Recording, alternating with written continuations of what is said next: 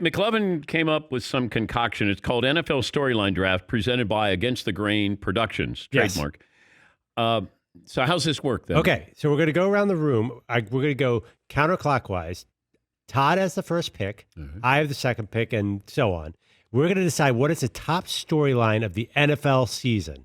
Mm-hmm. So, like, ranking the top 12 storylines, basically. Okay. So I'm going to start with, on the clock, Todd Fritz. Do we need music, Seaton? I think we need something. Yeah. Usually does. Yes. Okay. All right, I know it's a boring pick, but I got to go Tom Brady and the Bucks being the number one. From if it's a boring pick, then why would you pick that as the best exciting because storyline of the year? That's the one I feel like that's the storyline of the draft based on these 12 choices. That is the number one. Oh, McLovin came up with a chalkboard here. Yeah, I forgot to mention, I have a physical board. And here's the thing. You are not allowed to go off my board because I know you want to. Okay. That is what I'm afraid of. Okay. So if you are watching on Peacock, you could see my board. Okay. So who's next?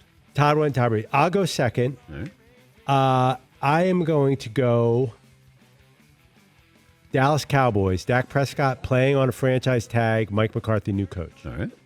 That goes to Seton O'Connor, number 3. And so by picking this, what exactly do I get? I own the storyline, or I'm just saying it's the one I'm most interested in.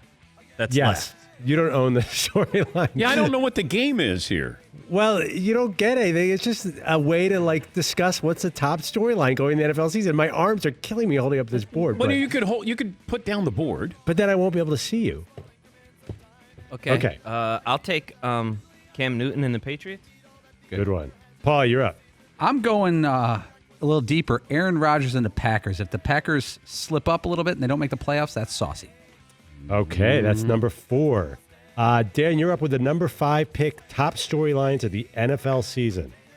By the way, on the big board, I should tell you, social justice, sitting out a game, and coronavirus are on the list. It's not just players. All right. I'm going to go race for the number 1 pick. That's my next pick.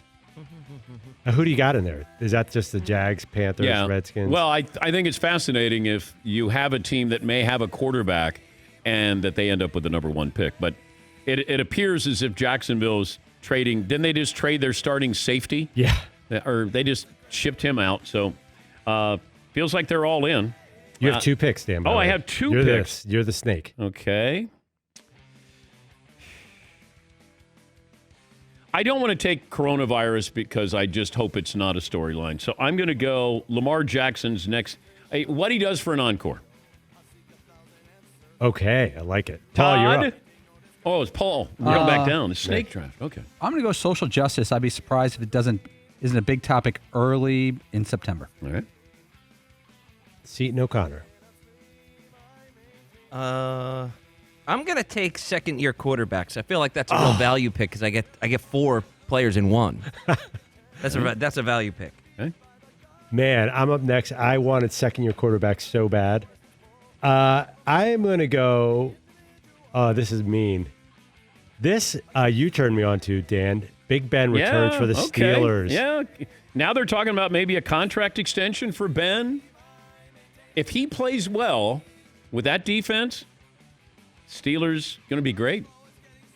All right, Todd, you get 2 picks, and then we're on the last round, believe it or not, of the NFL story. Wow, that flew by. Man, it did. I'm going to take coronavirus in the number 10 spot of these 12. And I'm going to go, and so it's now between Drew Brees and the Saints' last chance and the rookie quarterbacks, Burrow and Tua. And I'm going to go with Drew Brees and the Saints' last chance. All right. Oh, wait a second. I just realized I gave us 12 options on here. For 5 people. For 5 people. Right on cue. I don't know if we're going to. All right, well, we had 2 more choices here. What am I stuck with, Todd? I know you've been great. No, it's done. No, I think rookie quarterbacks is the only one that wasn't picked from this group. Yeah, so that's it. It was supposed to be 3 rounds, but I miscalculated because I looked at the 4 guys. Who took Big Ben returns? I did. Oh. So we're going to post the top 10 storylines of the NFL season. This segment needs mini helmets. That's we that's the word from Chat Row.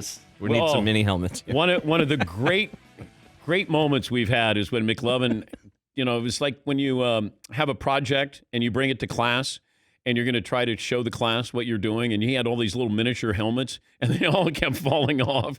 Yeah, they were actually Todd's son's helmets, and Todd's like, you can't lose that. Jordan will kill me if I lose the Cardinals helmet. There was like little helmets all over the place. The little stickers of the sides of the helmet were coming off. They were scratched up. I couldn't find the Steelers, and it was not good. Oh, my God. Can I recap here? I was in a bad place. The top stories are Tom Brady and the Bucks, Cam Newton, Aaron Rodgers. Well, and the let's go Packers. around the room. Who thinks that Tom Brady and the Buccaneers is the number one storyline? So everybody here, Tom Brady, number one storyline? Okay. All right. Then I believe number 2. Who believes the Dallas Cowboys are the second biggest storyline this year? Well, McLevin, you voted for it. Now you're apprehensive about raising your hand? I just think it's Dak Prescott on that franchise tag is going to be. You're just going for clicks. But isn't that going to be? They have so much. They look really good.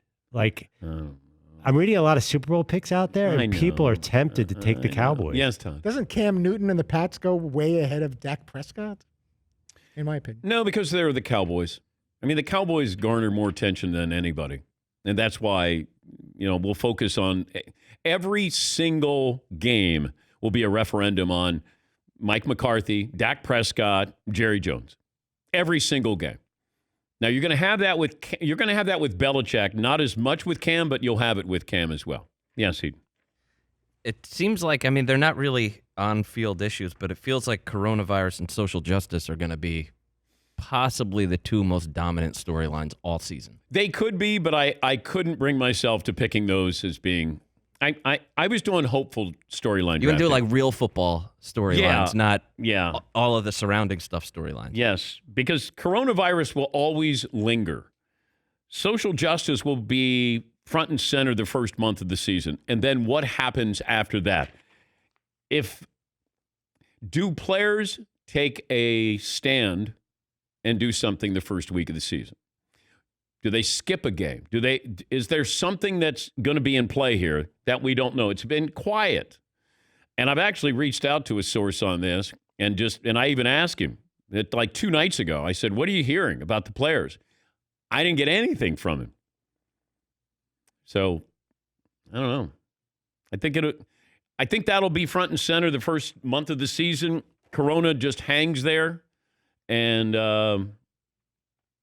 but I think the football on the field, Brady and his success or lack thereof will be the number one storyline from start to finish. Yes, McLevin. I was going to ask, does it seem like the NFL's a bit of Teflon with coronavirus? Like somehow they've avoided being in the headlines for coronavirus. Is that going to change? Obviously, the season hasn't started yet. Yeah. I mean, I don't want to jinx it, but the season hasn't started yet. And the one thing I was told, wait till weeks 8 or 9, wait till teams are out of the playoff picture. How are players going to react? What's it going to be like when they go on the road? Like there's a lot of things that you can factor in that maybe you don't want to factor in, but we should.